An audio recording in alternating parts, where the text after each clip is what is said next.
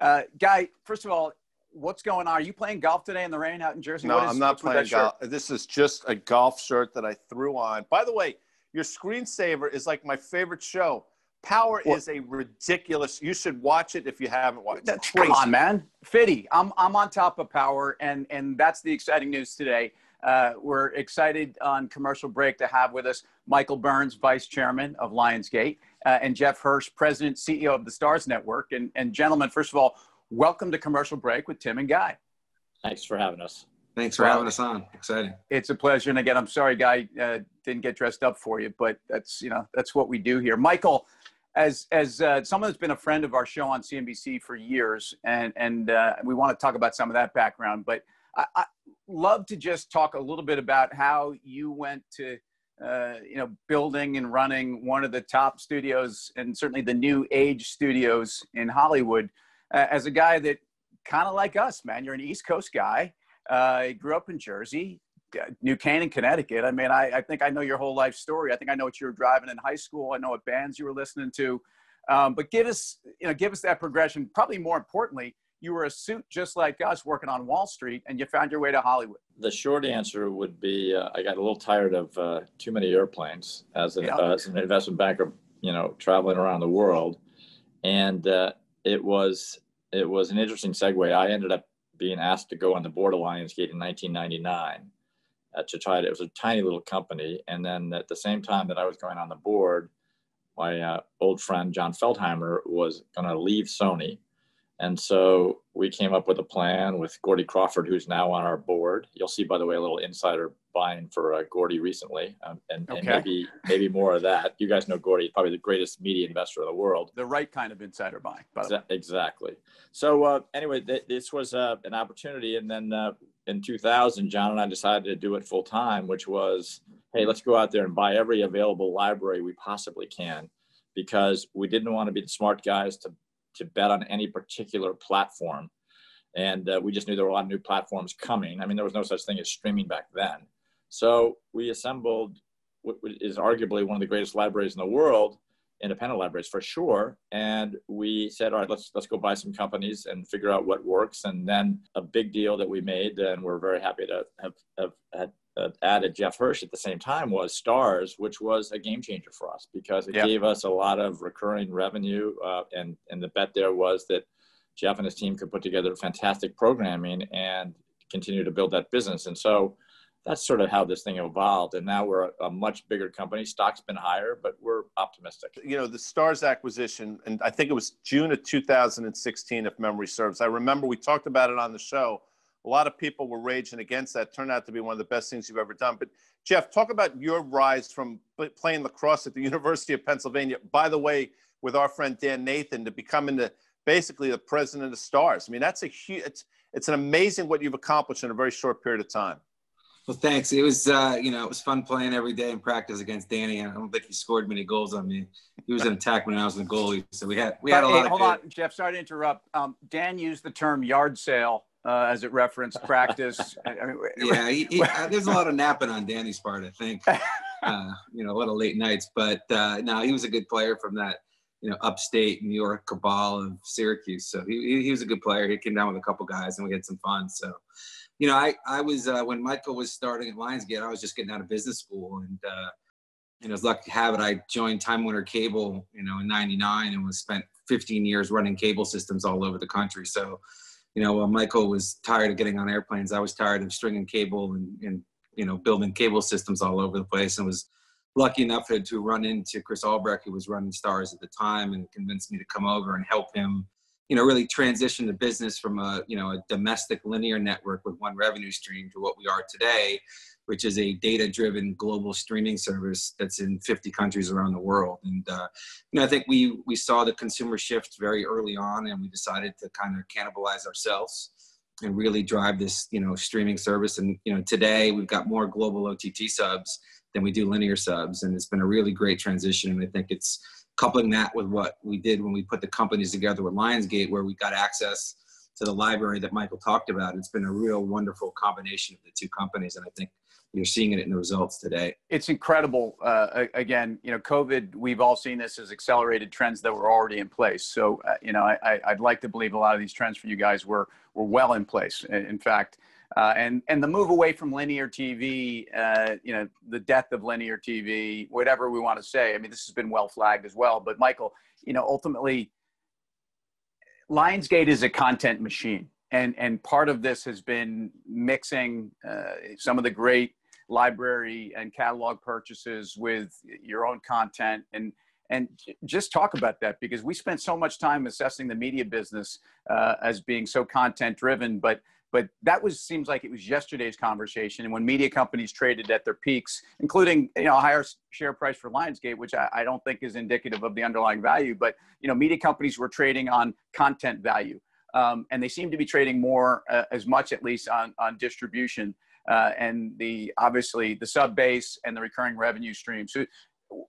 give us your vision of this combined entity that's now seems to be clicking on all cylinders, but how you guys fit into a media business that's changing.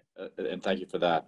I would say that the industrial logic to putting STARZ together with Lionsgate is now coming through, because you need to have, Jeff will tell you that certain people, may come for the movies that are on STARZ, but they're going to stick around for the original content, which are the new shows. And so he's got his pipeline really, really zooming, and he'll tell you about that, what he's got lined up. So for us, it's that we didn't have frankly, the overhead or the legacy that we had to dismantle.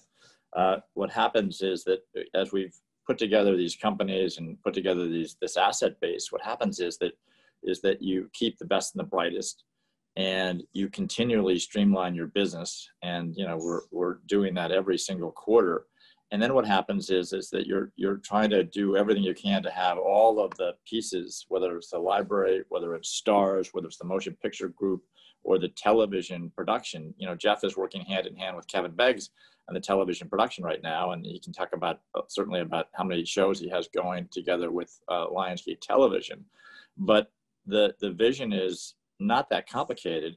Is keep this giant content creation engine going with this streaming platform, and having it create significant profits. And also, when we did the STARZ deal, let's be clear, it was a lot of leverage to buy that.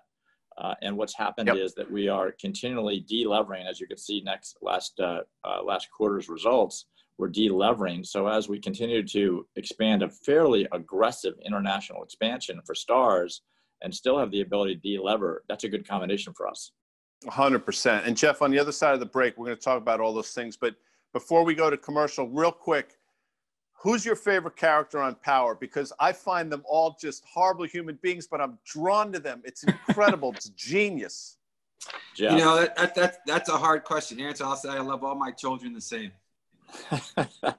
We'll leave it at that. Listen, if you guys can stick around, we want to talk some more about everything, talk about your favorite bands, all the things we typically talk about on a commercial break. But on the other side, we're going to be back with Michael Burns and Jeff Hirsch. Commercial break with Tim and Guy coming back right after this. Hey, it's Tim. We're back on commercial break with Michael Burns, Vice Chairman of Lionsgate, and Jeff Hirsch, CEO and President of STARZ.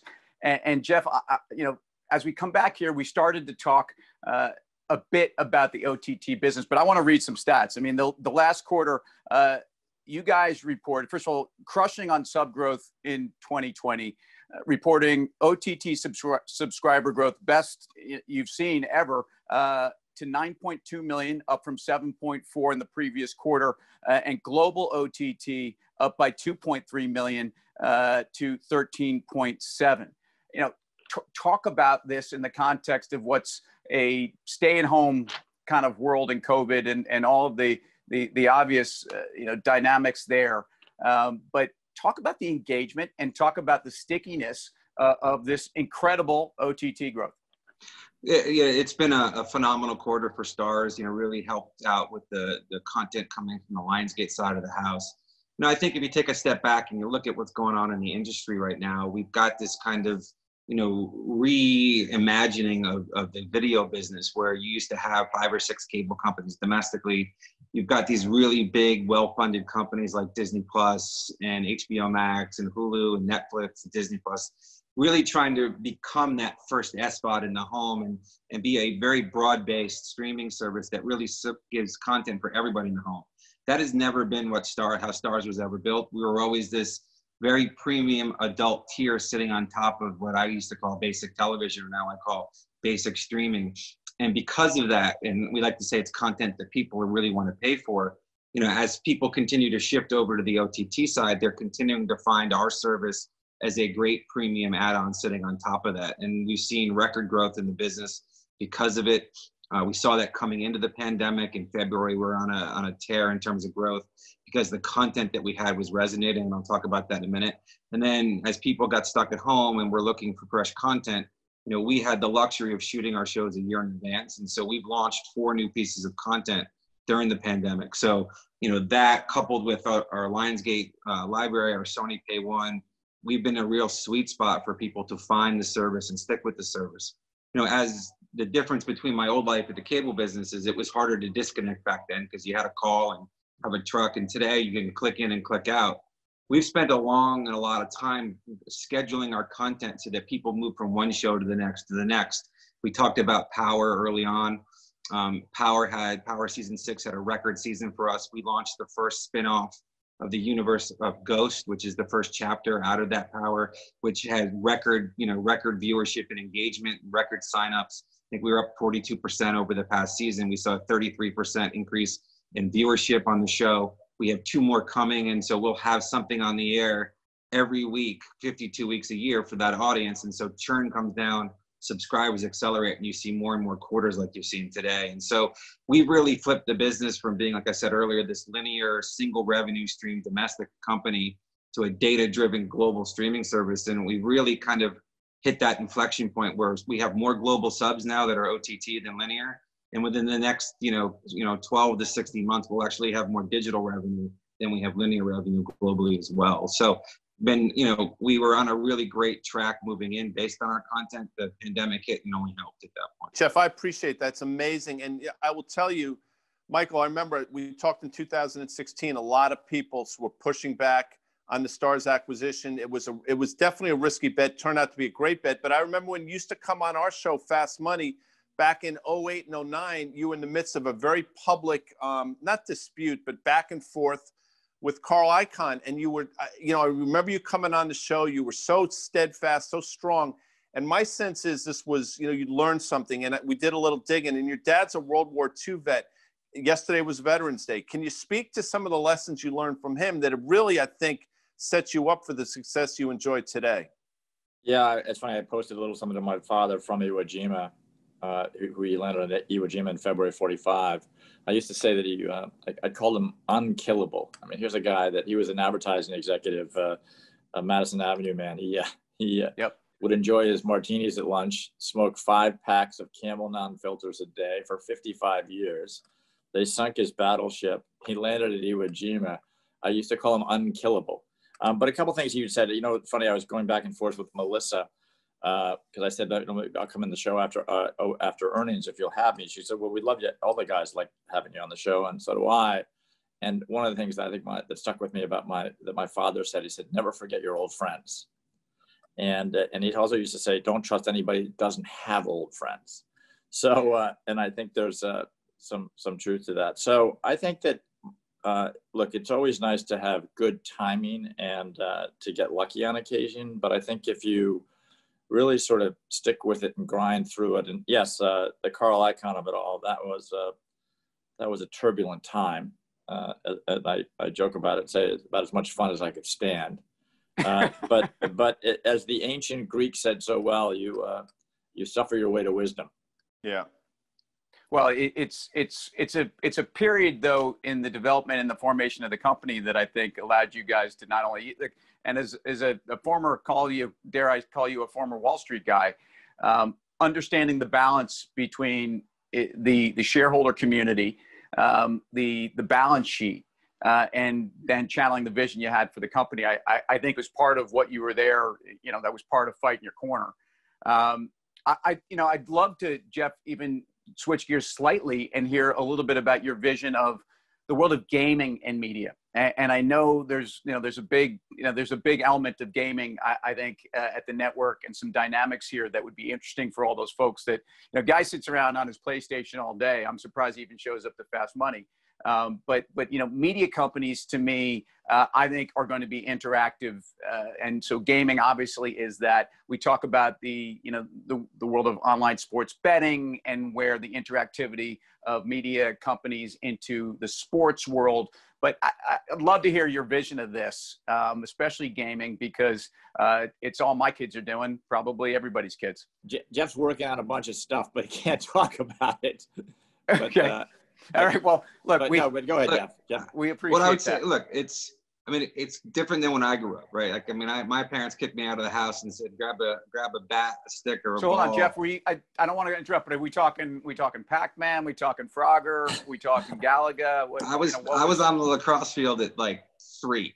My parents kicked me out of the house and were like, you're not going to sit in the house. You're going to go exercise. You're going to go learn a sport, And so I was never really a gamer growing up, but I will say this from watching and the stuff that Michael's talking about, it is, and knowing a bunch of the guys that own esports teams, and we have a small piece in one, it is a phenomenal, movement. Yeah. I mean, the fact that people are watching other people play a video game and they are so passionate about it and so dialed in and can't wait. And it's, it's like me going to a Pats game, right? It's almost the same thing. And who? What kind of a game? What? Patriots, New England Patriots. What? Yeah, sorry. That's Oh right. God! Now he's going to start talking about Super Bowl rings, please. Yeah, got plenty of that. You know what? He's got the foundation from which to have that conversation. But we'll talk about Mets Yankees in a little bit. But anyway, so keep going. But look, whenever you can build a global base, subscriber base, whether it's gaming, whether it's STARZ OTT of that scale, right, you are a really important person in the ecosystem. And, I think it gives the gaming platforms a lot of ability to expand into other businesses, whether it's, content, whether it's podcasts, whether it's, fundamentally different partnerships. And I think the world will start to merge and you'll start to see that. For us, a little different because our content is very R-rated in a sense. So it's not as easy to put that together with a gaming platform, but I do think you'll start to see strange bedfellows emerge, with gaming and video and the size and scale of what we're seeing as technology shrinks the world. Kids are so passionate about it, and as that generation flips to becoming adults, it's something you really have to pay attention to and be a part of, else you're going to get left behind. Yeah, Jeff, my sense is Outlander, the video game, is probably not going to fly, but we'll get into that a little bit later. Power I got to could be a say, very good video Outlander is game. crazy.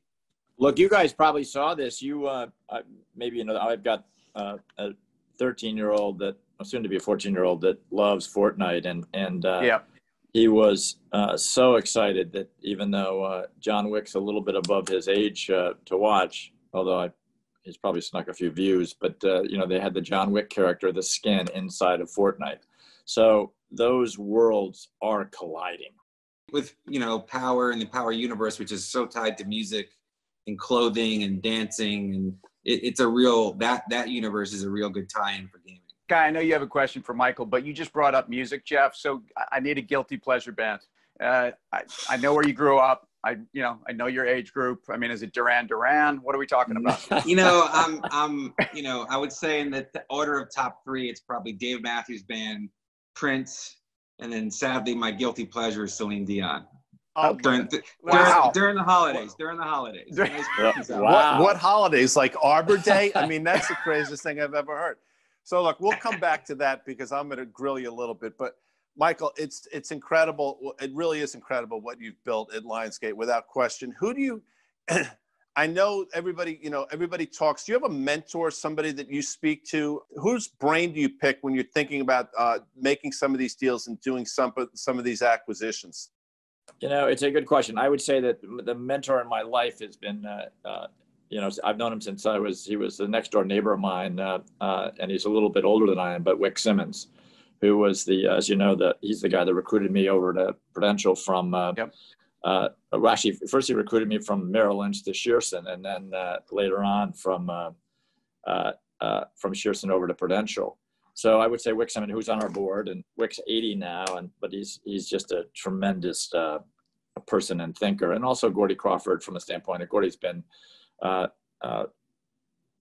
working with me. I've gone fishing. He's my friend. He's tremendous. And then there are some people out there that, I think I miss having John Malone on the board, because John was certainly I was happy to see him. We supported this same political candidate out of Maine, who just won a very tough re-election fight, Susan Collins.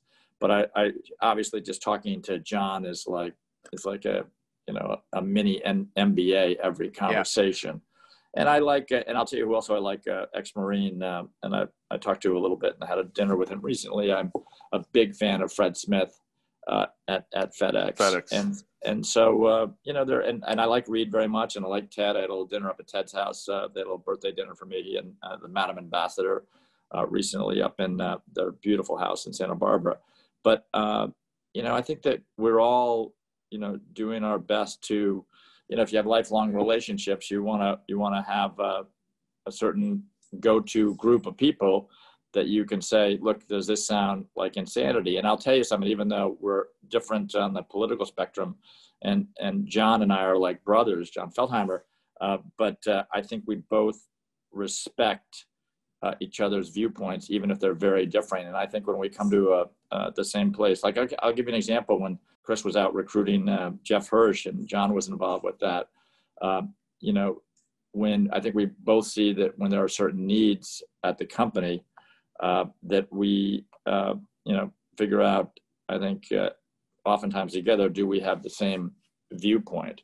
And, there are some long-termers at the company. And I think that the one thing that is, I believe, sort of not necessarily talked about very often, and you look at all these changes going on in the studios out there, the longevity of this management team. I mean, Kevin Beggs, who runs television for us, was actually at the company, basically the startup company that Frank Juster started before we were there. But, Kevin has been there running television, forever with Sandra Stern. And, we have executives that have been around here a very long time. And if you look at all the turmoil going on at the other studios, I think that stability is a pretty important thing to have out there. And I think that we're not going through, every few quarters another restructuring. Jeff, let me weave now that concept with some DMB, ants marching. So Michael's talking about just the longevity and some of the legacy players. STARZ is everywhere, and your OTT growth, whether it's international or domestic, is also somewhat tied to the strength of legacy platforms and new cutting edge platforms. You guys, the great thing about Lionsgate is you're everywhere, and you are friends with everyone. But I'm curious your view on maybe which upstart medium, you tell me where you think there's an exciting distribution channel, or where you guys are growing the most relative to some of the legacy places.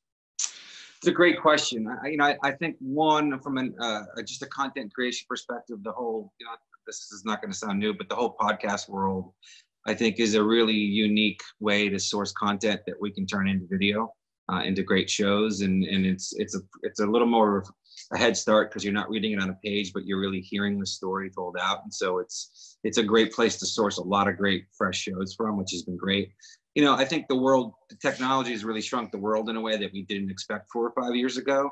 The Amazons, the Googles, the Apples, they kind of looked what they were doing domestically and said, oh boy, we've got platforms around the world. We can do this video in other places. And so it's really taken the world and made it very accessible for networks like STARZ, and really helped Lionsgate in terms of the library and the success that you saw in the quarter in the library. But I think there's parts of the world that have just been untapped to us. Brazil is a great market for us for video. We've just launched in there recently, and the growth has been extraordinary. UK is another market for us that's been an extraordinary market. And I think outside the US is probably 4 years behind what we've seen domestically in terms of the consumer changing its habits from watching linear TV to watching over the top or SVOD. And so it's a really, ripe market outside the US that's kind of plant the flag, put your U.S. content in there and grow a business. And so we think we've got a 2 to 3 year head start than anybody else. While people are reorganizing domestically, we're head down and off and running and growing a base and building a brand. So, I think those markets like, UK, Brazil, LATAM, that really have not been fully accessible to us because it's been harder to get on the linear networks down there. Now that we can go direct or we can go onto a global, tech platform, it's been a great it's opened the world for us in a big way. I was just gonna say one thing. I was thinking about the video game as I looked at my Apple Watch, which I like. Eddie Q was nice enough to send John and me one of these. It's pretty nice. You don't need your phone to actually talk on it. But I was thinking about our relationship with Apple and talking about the video game space. If you haven't seen the show Mythic Quest, which is on Apple, it's about basically a gaming company. It's the guys from Sunny in Philadelphia. The team is just incredible, run by Rob. But it's worth watching. You'll really like the show. I still struggle, finding some of these stations, but I'm a bit of a dinosaur. But everything I tell you, STARZ, and I'm not just saying this because you're on. I mean, it's amazing. We find ourselves watching STARZ more than probably any other network. But Michael, I want to change gears and say, you probably were in maybe grade school when the Jets won their first and only Super Bowl, and you're a Jet fan. I won't hold that against you. Talk to me about where the Jets are, your allegiance.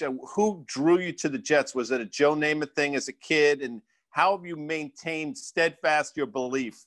It's funny. I was born in 1958 and 1968, 69. So it's the perfect year to actually, I could still name the entire starting lineup for the New York Mets. I could go around the horn with you right now. And I, the only time I've ever asked anyone for a autograph was number 41 for the Mets. You guys know who that is, who recently passed away, Tom Seaver. And so the New York Jets, of course, by the way, that, Broadway Joe and the Jets. I think the Jets are going to have a much better year, terrible year this year. I mean, they lost too many guys to injuries, and I don't know, the jury's still out on Sam Darnold, but we'll see how he does when he has all his receivers back. But then if they do end up with the number 1 draft pick, do they make that call out and go for that Clemson superstar? Maybe. But I'll tell you, when they traded Adams, they got a lot of draft picks, so they're going to have a lot of draft picks. I know that Jeff is envious of that because the Patriots don't have that many great draft picks. So we'll see. But we have a head coach, which is probably the most important. who at one point laced up his cleats for the Jets for about a day. for about 15 minutes. No, look, my best friend in the world is involved with the Jets, and so I think it'll be a great. It'll be a transition year, but I think they're going to have some great picks. So we'll see. But again, it's a recurring headache when every year starts out so promising and then a bunch of injuries happen or a bunch of things that they can't control. So that does get a little frustrating. But my father used to wear when I was a little kid, before we moved to Connecticut, we lived in Chicago, outside Chicago, and my father used to wear a sweatshirt that said the Chicago Cubs if it takes forever. So even the Chicago Cubs came back. So I am optimistic. Took a Boston guy to do that too. Yes. Yeah. Let's do that. Well, I am optimistic that the Jets will come back. Not this year. Yeah, it's interesting. And the Tom Seaver reference, look, for any Met fan, the fact that a statue of Tom Seaver, even when he was alive, wasn't front and center in the Jackie Robinson Rotunda as you come into Citi Field, which, all the credit and all the respect in the world for Jackie Robinson, of course. But the fact that Tom Seaver, I call him a top 10 baseball player, especially when you consider what he was like off the field. Bringing his legacy back in the form of a statue. Stevie Cohen is going to do that for us. So I love to hear your orange and blue allegiance. And Jeff, what can we say? I mean, Belichick really earned his chops under the tuna. Bill Parcells is a Jersey guy. I don't know what happened. I don't know where the Boston thing came from, man. How did that even happen? For me, I grew up in Providence, Rhode Island. So I grew up, 20 minutes south of Foxborough, and we were a season ticket holder. I know it was when it was Schaefer Stadium and it was the metal benches, and it was, you'd stick to the bench in, early December, and they were, was the Stevie Grogan Riverboat Gambler days, and they were 1-15. I think people forget about how bad the Pats were before the last 20 years, but we had some tough years. I mean, you know, I went to the 85 Super Bowl with the Bears and got shellacked at 86 against the Packers, and I went to the first Giants one, so I stopped going because I realized that was who was your QB in 86 and 85 against the Bears? It was Steve, was it Tony Eason? No, it was Bledsoe. It was Bledsoe. It wasn't Bledsoe. Eason was the quarterback in 85. Right. Yeah. Okay. It was him and Grogan, but it was Bledsoe. Okay. I think it was Bledsoe in 86. I love Steve Grogan because he was the only quarterback in not only the NFL, but in the history of football that wore a neck roll, which I that thing was like, it was a small. Well, the guy had a building. neck like a giraffe. It was a small building, yeah. So, so, you know, I'm a, you know, other than hockey, which I switched my allegiance when I moved to New York to the Rangers. My man. Right on. You know, so, you know, there's no place better than watching a hockey game in Madison Square Garden. End of story. So it's the best. Now you're talking our language. So Michael, real quick. So you can go to one concert. So you're a little bit older than me, not much. One concert, band in their heyday. What are you going to see? Well, it's funny you mentioned Madison Square Garden. That's the first concert I went to. I took the train from New Canaan with a bunch of my buddies. Earth, Wind, and Fire, Madison Square Garden. Nice. Yeah, where were you sitting? Not particularly good seats, but it really didn't matter. My first concert was Worcester, Mass. Genesis. So that, I mean, and what year was that, Jeff? Must have been 85. 85. So you were doing something straight from merry-go-round or Chess King, possibly. You know, maybe some padded shoulder pads or something like that. I think it was the Ashes Wash jean jacket and pants, because I think I went to Jovi the next week at the Big Donut in Providence. No doubt. All right, so you're just tuning up. You teasing the hair a little bit. A little bit, yeah. Early mullet. My second choice would be Arizona in the 70s, a three-hander. The Eagles, Jackson Brown, and Linda Ronstadt. Wow. Dude, all right, that's a not worthy moment. That's incredible. In fact, I would put, if I could beam myself back anywhere in time, I'd be cruising down the PCH in a convertible 68, 67 convertible Stang, listening to the Eagles, and driving to a Linda Ronstadt show. Speaking of driving, all right, so Michael, give me what kind of wheels were you driving in high school? It's New Canaan, so it's probably something. I'm guessing like a BMW i325 or something. I actually bought a car my senior year for like $100. It was a 1965 Buick Skylark convertible. Fantastic. And then, by the way, when I bought it, it was white, but it had a blue door because they'd replaced the door. So we fixed it up with a bunch of friends of mine. But that was my first car.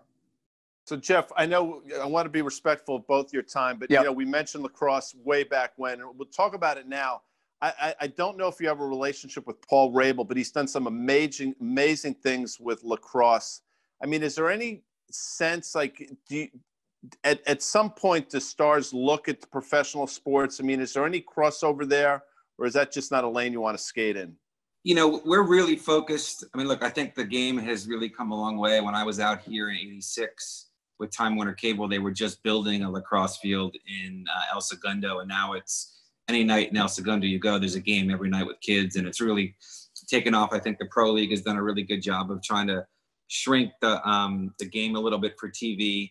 You know, and I think the thing that I'm most excited about is the bunch of the guys, you know, put together this Harlem Lacrosse Foundation where they're teaching kids in Harlem to play lacrosse, and they're getting scholarships to great schools. And I think that, you know, giving back that way and putting the stick in hands of people who just normally wouldn't get it, that are, you know, super athletic, is a great, you know, feeder into education for people who just don't have access to it. So that's, I think, the thing that when I see emails from the guys, that's the thing that I get most excited about, is that program there.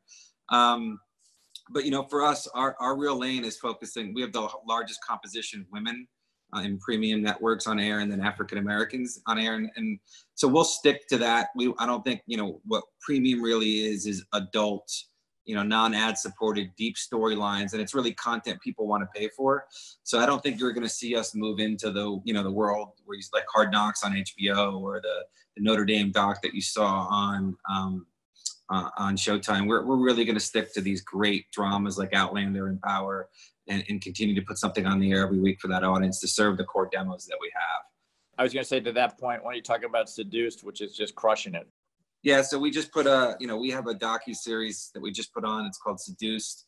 It's the inside look at the NXIVM cult. HBO had one called The Vow. Yeah. We took a much different point of view because we most of our programming really is through the gaze of the female point of view. We actually had India and Catherine Oxenberg, who were, the probably most high-profile victims of the cult, exclusively talking about how they actually, got taken into the cult and then kind of brainwashed into it and can then also out. It's been a phenomenal success globally. It's one of our top performers in Brazil, UK, France, and in the US right now. And it's a real interesting look from the victim point of view, which I think is not what the HBO show did. And it's been getting rave reviews. And it's just fascinating to watch Catherine, the mother, be relentless about trying to pull her daughter out of this and get her out, and then having her to be, kind of reprogrammed from all the brainwashing during that period of time over the last 2 years. It's a very open and honest and ripping story, but it's also sad in a sense too. But I'm happy she was able to tell that story on the network because I think it's really educational for a lot of people. I think you hit on the through the lens perspective of how we're all consuming media and how we're all consuming drama, and docudrama is critical. And my guess is engagement and the loyalty and the passion around a lot of your programming is coming from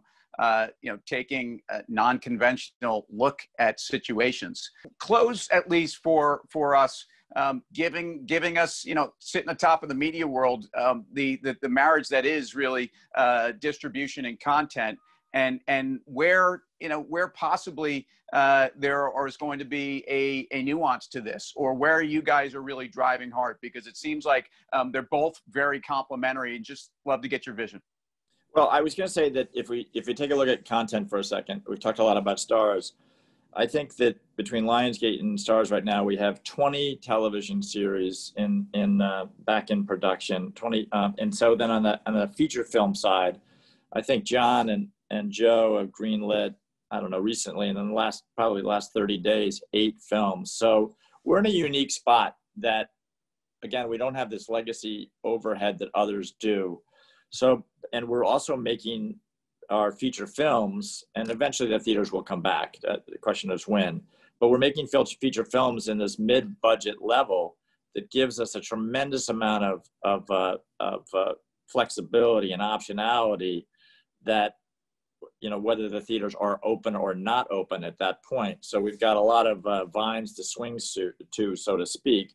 So again, I think that we're starting to see, and again, eventually the market will recognize this, in my opinion, is that we're starting to see the why it does make sense to have this streaming platform, to have STARZ, which is this giant premium channel, and with, as Jeff mentioned, the very specific point of view. So the idea that we could have our pay one window there, we could not have our pay one window there, we could end up having, Jeff can license movies that he thinks make sense in his schedule. We can produce shows with STARZ at the same time that we've got the flexibility of licensing shows to other platforms that probably wouldn't fit with what Jeff is creating or building over there. And that puts us in a world where nobody really knows where the puck is going to be in many ways, gives us a lot of flexibility to be nimble, which is frankly our strong suit. And as we're in a position where we're quickly delevering, and so somebody can't say, oh, they're too levered, and that goes away. And if you have our television business, STARZ, feature film business, library is just crushing it. And it's not difficult to figure out why that is, because everybody else is hoarding their own content. So that means that all these other platforms and channels are looking for library product. Well, guess what? We're one of the only places that has that available library product to license. So I think all that stuff is it feels like it's all going the right direction right now. And it's painful to get there as you sort of try to integrate everything and tell the story. But I think the story is getting simpler to tell, and it will resonate. Well, listen, on behalf of Tim, Michael Burns, Jeff Hirsch, thanks so much for being with us on a commercial break. This has been educational. It's been fun. Celine Dion notwithstanding, I've loved every minute of it. Thanks, dude. guys. It's Christmas time. I mean, it's one of the best Christmas albums in the history of Christmas albums. Hey, Guy, brings tears to my eyes. Hey, Guy, I didn't tell you this. I will tell you this, and I'll defend Jeff a little bit. I'll tell you who I really like. I like Dolly Parton. I do too, by the way. I just think that, I don't know if you've listened to her podcast. I mean, this is an incredible woman. She is very strong, very thoughtful, obviously ridiculously talented. She brought Colbert to tears the other night. So, and then when I watched that, it was like the domino effect. So, look, when I first see the first Lexus holiday time, Christmas TV commercial, I throw on the Christmas albums. It's Christmas time and holidays. We gotta have something to be excited about after being in your home for 8 months. So. Well, all right. That's so, but sure. If we're talking Christmas albums, and I love having the final word, it's the Partridge Family Christmas album that goes on first in my house. There you go. Good one. It's a good one. All right. Thanks, guys. Thanks, guys.